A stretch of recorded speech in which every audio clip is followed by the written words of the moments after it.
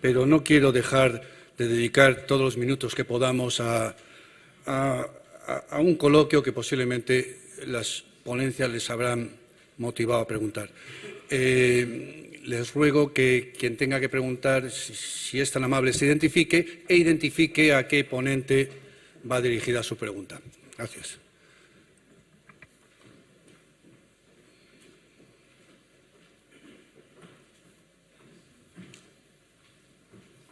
Muchísimas gracias. Enhorabuena a los ponentes por esta interesantísima intercambio de información. Y quería hacer dos preguntas. La primera a la señora fiscal general. Y quería preguntarle si conoce el estado procesal en el que se encuentra el procedimiento criminal probablemente más importante de Europa en relación a las actividades de expolio en aguas europeas. Y me refiero al caso Odyssey en los juzgados de la línea de la Concepción. Y si puede explicar por qué la Fiscalía no ha presentado en años un solo escrito en un asunto en el que se ha pronunciado el juzgado entendiendo que existen graves indicios de importantes delitos. Y la segunda pregunta, la segunda cuestión es si ha contactado con la Fiscalía General en Estados Unidos, puesto que, y eso sí que creo que también es un logro de este procedimiento, yo tengo el privilegio y la desdicha de estar dirigiendo la única querella que está ahí personada en la línea, como tuve el privilegio de acompañar a la defensa de los intereses españoles en la disputa en Tampa. Y me gustaría saber si, dado que el juzgado aceptó la jurisdicción sobre la Mercedes, jurisdicción del Tribunal Español, en razón al territorio, a que todavía se considera una nave española, no sé si eso sería o abre la posibilidad, yo entiendo que sí, para que en Estados Unidos y en algunos de estos campos mineros que se han convertido en las aguas de Florida, por ejemplo, otros sitios, para que esto reciba una protección y una salida penal al acceso, explotación y destrucción definitiva de todo un registro histórico, de una historia efectivamente compartida y en la que los Estados Unidos pues precisamente coordinan igualmente o están en la misma sintonía jurídica que nosotros. Es decir, admitirían probablemente, si esa iniciativa se adoptara, ese tipo de protección y no estar nosotros abocados continuamente a discutir sobre la propiedad de los pecios y a una resolución caso a caso de algo que admite, como con el patrimonio de otros estados hispanoamericanos, pues una solución convencional que diera zanjar a esto definitivamente. Y luego quería preguntar también a doña Elisa que cuándo tiene previsto el Ministerio ajustar lo que es el Plan Nacional y el Libro Verde a la nueva regulación. Me refiero por lo menos a la Ley de Navegación, que creo que ha cambiado bastante el panorama jurídico de cuando nacieron estos instrumentos. Y una cosa más, añadiendo, incidiendo en ese valor que comparto absolutamente de coordinación entre administraciones, pues a ver cuándo, o si tiene previsto en esta segunda campaña, remitir la evaluación de daños al yacimiento de la Mercedes a los juzgados españoles, puesto que el expolio y la destrucción de ese patrimonio parecen más que acreditados. Ustedes me remitieron una comunicación el año pasado confirmando que iban a remitir esa información, pero no lo hicieron. Y me gustaría saber si es que lo están preparando o es algo inminente y si en esta siguiente campaña va a suceder así. Nada más, muchas gracias. Muchas gracias. Pues respecto de la primera pregunta, la respuesta es que no lo conozco. No lo conozco, pero mañana mismo me voy a enterar. Porque no conozco...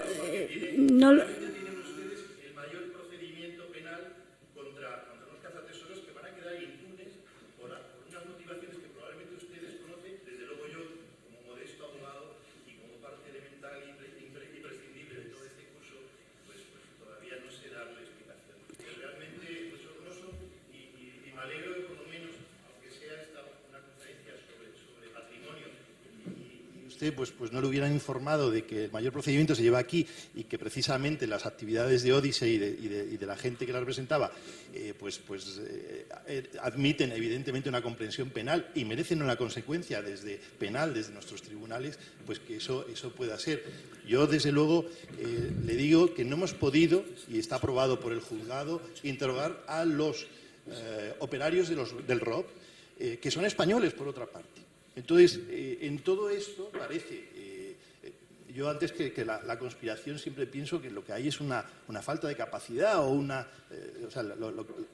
forma de torpeza que yo no quiero descalificar personalmente a nadie, por supuesto, pero que no entiendo cómo todavía no hemos sido capaces de dar una respuesta penal desde nuestros tribunales, que creo que además necesitamos y estamos posibilitados para hacerlo, a semejantes actos de expolio.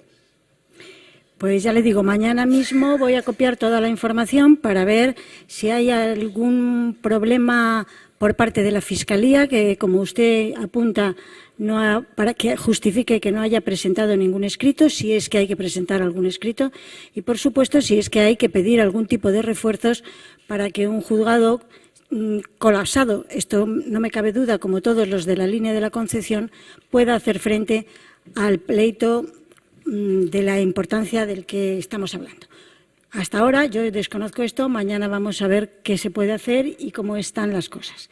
Y respecto de la segunda de las preguntas, no sé si alguno de mis antecesores se ha puesto en contacto con algún fiscal general de Estados Unidos, la ahora es una señora, pero yo personalmente no. También le digo que el tema que usted plantea en la segunda de las preguntas no es de competencia de relación entre las fiscalías generales de uno u otro Estado, normalmente, sino más bien esto sería una competencia de autoridades ejecutivas respecto de la normativa o la articulación de los procedimientos. Nuestra relación, me refiero a la relación entre fiscalías de distintos países, queda en el nivel de la Comisión Rogatoria de la Cooperación Judicial Internacional para casos puntuales y concretos, pero por lo que he entendido de su pregunta, se refiere usted a una línea de actuación con carácter general que, como fiscales generales, entiendo que no nos compete, aunque sí vale la pena que en nuestro respectivo orden de autoridad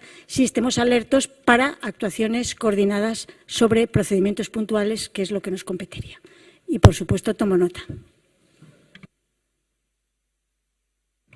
Sí, muy brevemente a la primera pregunta. Bueno, como tú sabes, porque además eres jurista, la Ley de Navegación Marítima tiene fuerza jurídica vinculante, con lo cual es de plena aplicación. Los instrumentos que tiene el Ministerio de Cultura, de Plan Nacional o de Libro Verde, son instrumentos de gestión. Entonces, evidentemente, bueno, se puede incorporar o no, pero eso no obsta para que la Ley de Navegación Marítima funcione y entre en vigor desde el momento en que se aprobó, ¿no?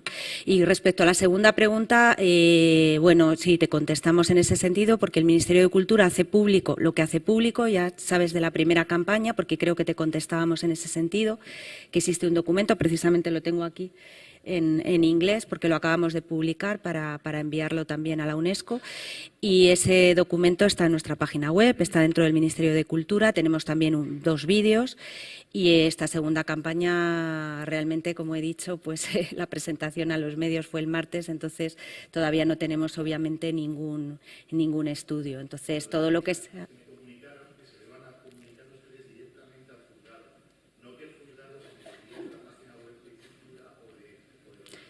yo creo, nosotros... Y ahí está el señor García Calero, que a lo mejor puede arbitrar esta discrepancia, no sé, pero le digo que además resultaría extraño que no tuviera el mayor interés su ministerio si conociera realmente que hay unos actos de destrozo de un yacimiento arqueológico y no se lo comunicara a un juzgado. Es que el juzgado no nos ha pedido esa información, no sé a qué te estás refiriendo. Al informe en el que ustedes concluyen que efectivamente ha habido daños Pero es que no hemos dejado de contestar ninguna cuestión. El juzgado no nos ha pedido esa información y la que daremos es la que... Ustedes han comunicado al juzgado que iban a aportar eso y me lo han comunicado. Muchas gracias, señor Lancho. Yo creo que podíamos seguir. Vamos a dar oportunidad a más. Gracias. Siempre igual. De Cultura. ¿Existen barcos etruscos hundidos en las Islas Baleares? ¿Se sabe algo de barcos etruscos? ¿podemos hablar de barcos etruscos en Baleares? Es una simple pregunta. Ministerio de Cultura, ponencia. Yo creo que esa cuestión puede contestar mejor aquí el director del Museo de Arqueología, que es un arqueólogo, y te podrá... Sí que tenemos constancia de barco fenicio, como sabes, en Cartagena. Barco etrusco te puede contestar el director del Museo de Arqueología. Contesto, aunque no es para nada de mi especialidad, pero vamos, yo no tengo noticia de que haya pecios etruscos en las Baleares. Romanos sí que hay unos cuantos, pero etruscos, que yo sepa, no. Bueno. Delta del Ebro en Tortosa. No se le oye, por favor. Monedas etruscas existen en Tortosa, en el Delta del Ebro y en Ampurias. ¿Cómo llegaron allí? Claro. Pues costeando, como toda la Los vida. etruscos. Muchas gracias. ¿Otra pregunta, por favor? Sí. Sí, quería preguntarles... No le vemos la cara. Sí, me llamo David. Es una pregunta en general para todos los ponentes. Muchas gracias por la magnífica conferencia. Tampoco le oímos.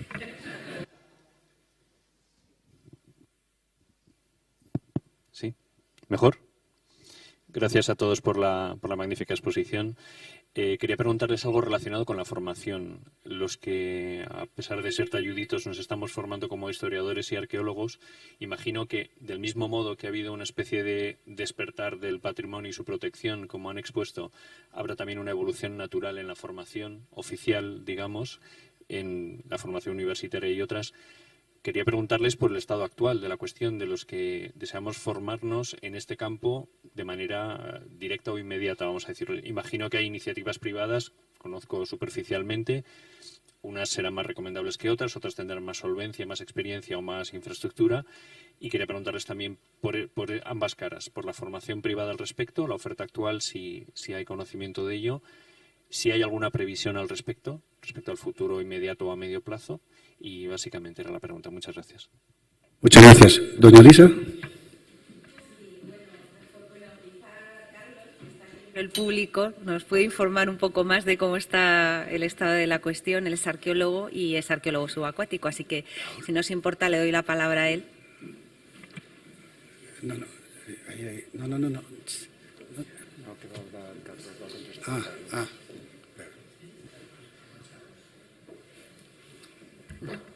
Sí, soy Carlos León. Soy arqueólogo submarino, probablemente de los pocos que haya en la sala. Los arqueólogos submarinos no existen, somos arqueólogos de tierra, formados en tierra.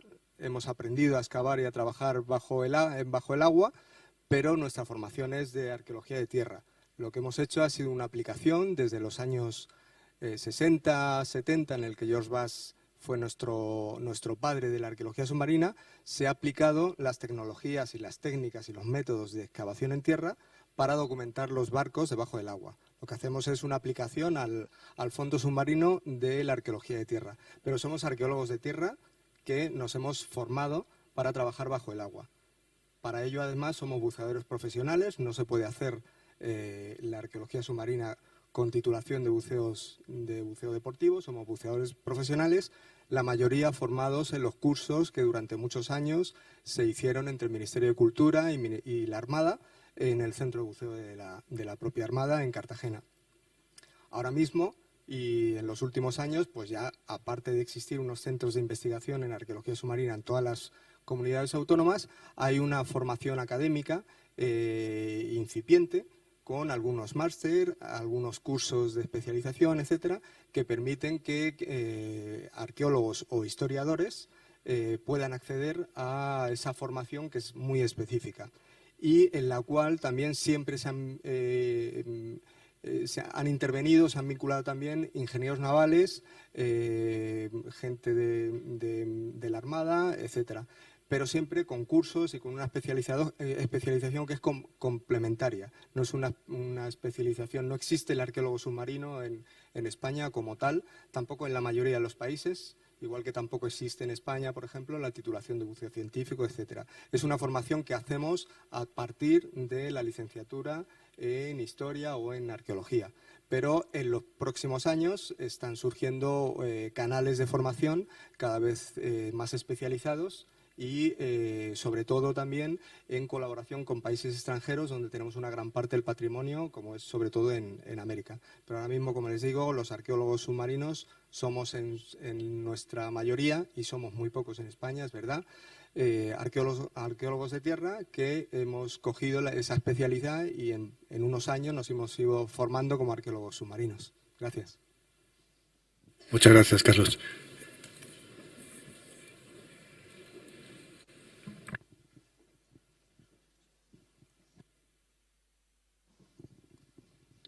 Gracias. ¿Se oye? No se oye. Voy a intentar que se me oiga sin micrófono. Soy el almirante Treviño y durante mis primeros años de joven oficial de Marina fui buceador embarcado en el Poseidón. Yo no sé si era arqueólogo submarino o no, pero nos tiramos 2 años trabajando para diferentes museos en diferentes pecios. Concretamente en la Bahía de Palma trabajamos en el pecio fenicio del SEC, el pecio del Capitán al sur de la Escombrera, etcétera, etcétera. La tristeza era que llegábamos siempre a los pecios cuando los buceadores civiles ya lo habían descubierto. Y al decir descubierto, quiero decir expoliado. Entonces nos avisaba, íbamos con el Poseidón y sacábamos el resto para los museos lo que quedaba. Mi pregunta va a doña Elisa, ¿existe ya un catálogo de todos los pecios en la costa española? Porque quiero recordar, tenía un librito de los años 70, que prácticamente toda la costa del Mediterráneo está llena de pecios, romanos, fenicios, etcétera, etcétera. En cuanto a lo que explicaba el señor Calero, la pena es que en España no hay interés por estos temas. Pensemos en los galeones de Rande. Ahí llevan pues 300 años y sabemos dónde están, en la ría de Vigo, no tienen ningún problema para extraerse. Los navíos de Trafalgar, ¿qué sería sacar el Santísima Trinidad, etcétera, etcétera? Entonces creo que la labor es importantísima la que realiza en este caso el ABC, de traer un poco la conciencia nacional para este tipo de tesoros. Y me gustaría preguntarle a doña Elisa si existe ya este catálogo y también si vamos a ceder en el caso del galeón San José o Colombia se va a llevar el gato al agua. Muchas gracias. Muchísimas gracias por tus preguntas. Perdona que te tutee. Bueno, en cuanto al tema, la verdad que es una pregunta fundamental la que has hecho. Efectivamente, el gran reto, y que también ha comentado el director del Museo Naval, es la elaboración de las cartas arqueológicas, porque realmente es como se protege nuestro patrimonio, sea en tierra, sea subacuático. Lo que ocurre es que las competencias de las cartas arqueológicas son de las comunidades autónomas. Hemos estado durante mucho tiempo trabajando con las comunidades autónomas y ayudándolas económicamente para que terminaran estas cartas. Hay comunidades autónomas que la tienen más avanzada, como es la Comunidad Autónoma de Cataluña y la de Andalucía, son las que tienen las cartas más avanzadas, lo cual no quiere decir que terminadas, y el resto del litoral tampoco está terminado. Eso no quiere decir que no se siga trabajando, pero es un trabajo ingente. Es igual que, como siempre digo, con el catálogo de la Iglesia Católica, con el catálogo del patrimonio de la Iglesia Católica. Es una tarea que continúa, pero que no se ha terminado, ¿no? Pero bueno, lo importante es que se continúe. Y luego, con respecto a la otra pregunta que me hacías del galeón San José, es un tema que se está llevando, es un tema muy político, porque como sabes, se ha llevado a un nivel muy político en la propia Colombia. Es decir, que es un tema que no, nosotros no lo podemos tratar a nuestro nivel porque los subdirectores de patrimonio no conocen el tema. O sea, hasta ese nivel os comento, ¿no? Entonces, sabes que es un proyecto del propio presidente y que está ejecutando la ministra de Cultura por mandato del propio presidente, y se están llevando a cabo negociaciones a muy alto nivel. El único mensaje que se ha querido transmitir desde el Ministerio de Cultura, y a nivel técnico te hablo, es que desde el Ministerio de Cultura lo que se quiere es que se haga una excavación arqueológica y que, por supuesto, que no haya ningún tipo de explotación comercial. Ese es el mensaje que hemos transmitido. Yo, por alusiones con respecto a lo que decía no debemos sentirnos solos, de verdad, hay mucha gente interesada en esto, y una salvedad con la expresión sacar los pecios. Yo hablo con arqueólogos últimamente bastante, la verdad, y yo lo que quiero es que lo investiguen. Sacar o no sacar es una decisión técnica, científica, costosísima además, pero desde luego entrar, ver lo que hay, hacer una investigación sistemática y una excavación que nos pueda devolver toda esa historia que está ahí oculta. Es como un libro que no se puede ver y hay que leerlo. Muchas gracias. Nos queda tiempo para una pregunta más. Dos.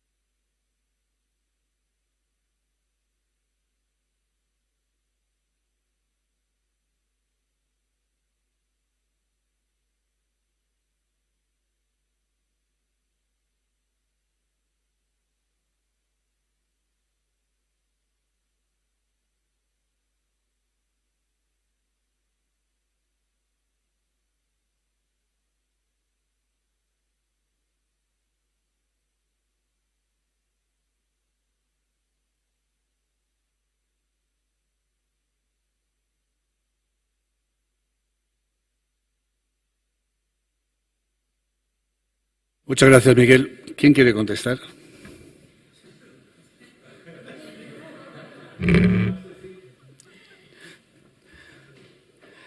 Yo le puedo contestar al capitán de navío, primero porque fue jefe mío cuando yo era alférez de navío y tengo que contestarle. Pero supongo que sí, no lo sé. Evidentemente, lo que yo he pedido sobre la Carta Arqueológica de Pecios incluye a la Bahía de Cádiz. Tenemos que saber lo que tenemos. No lo sabemos. Nuestras aguas tienen una riqueza extraordinaria y Cádiz, evidentemente, debe tenerla. No sé si don Jesús Calero quiere decir algo que... Un dato concreto nada más, y es que allí hay un centro de arqueología subacuática, yo creo que es el más decano de todos, pero debe tener 19 o 20 años, pero ahora mismo la Universidad de Cádiz ha hecho un máster y tienen un barco en la universidad que van a dedicar y van a excavar justo ahí en la bocana de la caleta. O sea que algo tiene que haber, esperemos.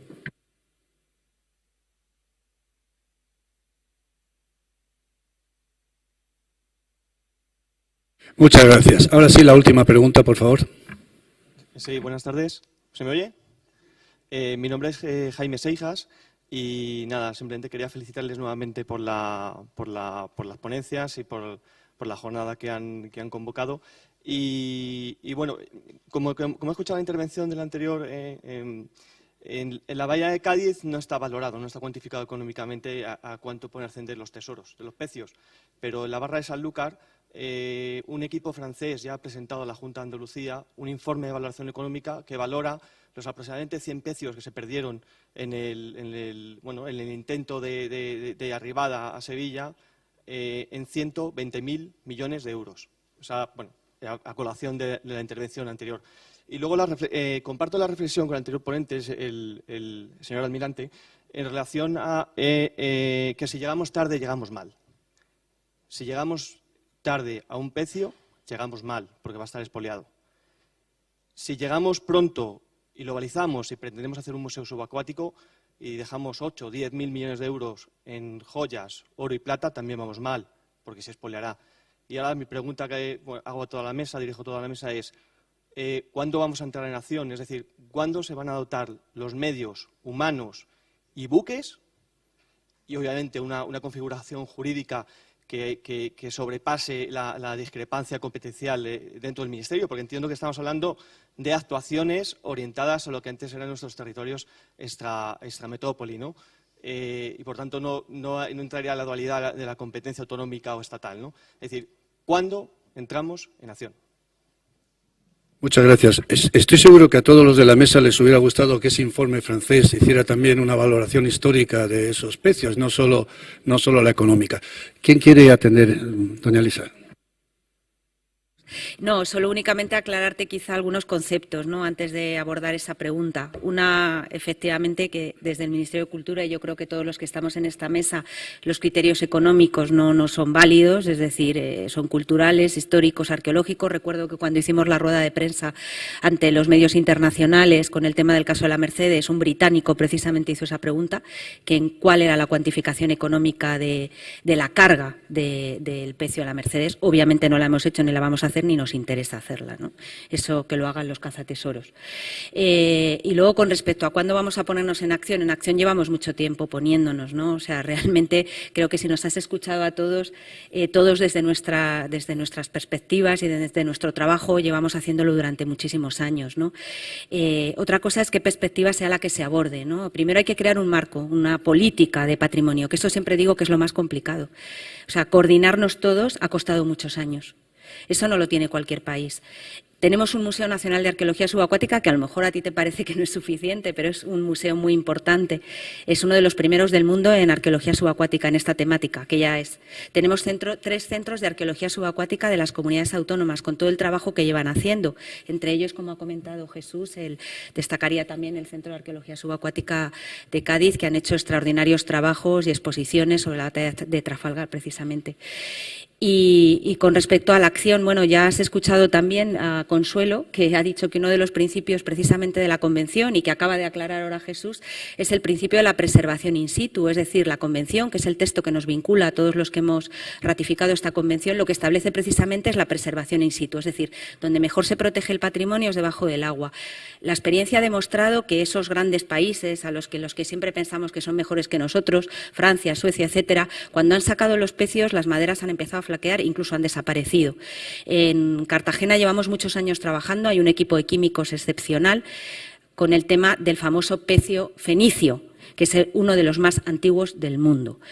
¿Qué ocurre? Que no se atreven a sacarlo. No se atreven a sacarlo, ¿por qué? Porque todavía la investigación química ha demostrado que tú cuando sacas la madera se puede ir. Es que se puede ir. Ya les pasó a un barco francés, que siempre decimos que son como nuestros grandes referentes, bueno, pues también cometen sus errores. ¿Qué está pasando con el Basa? Está pasando lo mismo. Y tienen todos los medios que se han citado como ejemplos. Bueno, han hecho una serie de cuestiones, se han arriesgado y ahora están viendo los problemas que están teniendo. Nosotros estamos con medidas más preventivas, más que activas. Estamos preveyendo el expolio, y también te añado que a través de esos convenios que hemos firmado con Exteriores, con Defensa, con el Ministerio del Interior, se está aplicando un sistema que es el Sistema Integral de Vigilancia Exterior. Hemos aportado a Interior las cartas arqueológicas que tenemos, detectando los pecios que son más importantes, que tienen un mayor valor, para que a través de ese sistema integral de vigilancia que utiliza la Guardia Civil para el caso de las drogas o para inmigración ilegal, se pueda utilizar también para pecios. Entonces, bueno, este es todo el panorama que tenemos para comentarte que, bueno, sí que llevamos muchos años trabajando y que no solo es sacar los pecios, sino que hay otra serie de actuaciones que son muy importantes y que son las adecuadas para proteger el patrimonio subacuático, que al fin y al cabo es para los que estamos en esta mesa lo que nos dedicamos, entre otras cosas. Gracias. Gracias. Jesús. Yo nada más que como he sido el que en la mesa probablemente me puedo solidarizar más con esa fuente de hombre de acción, de pedir que ocurran cosas, de pedir que ocurran más cosas. Es verdad que hay un trabajo en marcha, una puesta en un marco, pero también hay otra manera de ver la realidad que no podemos olvidar para ser exigentes con nosotros mismos, porque yo creo que a todos nos conviene exigir resultados. Yo no quiero que se saque el Santísima Trinidad y le pase lo que al Basa, que empieza a salir ácido sulfúrico porque los clavos se oxidan y no sé qué, pero también es verdad que eso ha avanzado mucho. En Dinamarca han conseguido estabilizar unos barcos vikingos ya bastante bien, según últimamente he leído. pero lo que sí que es cierto es que teniendo dificultades de marco y teniendo una infraestructura muy cara, digamos, es decir, que hay centros, que hay gente, que hay un montón, lo que no podemos olvidar nunca es la historia que tenemos. Entonces, el hecho de que los centros arqueológicos de algunas autonomías que llevan tantos años no hayan hecho una gran publicación o una gran exposición, o sea, realmente a mí me da pena porque son infraestructuras que luego podrían intercambiar esas experiencias donde la gente podría ver qué se está haciendo y conocer un poco más de esa historia, ¿no? Se hacen cosas que probablemente tienen muchísimo trabajo, pero hace falta que alguien piense un poco en una estrategia que esté de acuerdo con el patrimonio, con esa historia que es lo que tenemos que reivindicar. Entonces, yo desde ese punto de vista, toda mi solidaridad, yo también pido más acción, evidentemente. Poco a poco está empezando a cambiar la cosa, pero a mí lo que me gustaría es que acelere un poquito y que haya proyectos. Es decir, que se investiguen buques, que se investiguen batallas, que se investiguen y luego ya se verá si se excava, si se saca el barco o no, pero que el conocimiento circule. Porque yo creo que hay una menor per cápita de publicaciones, de exposiciones en España todavía, porque estamos creando ese marco y se ha gastado muchísima energía en eso, pero hace falta que la energía vaya a la acción. Yo estoy de acuerdo.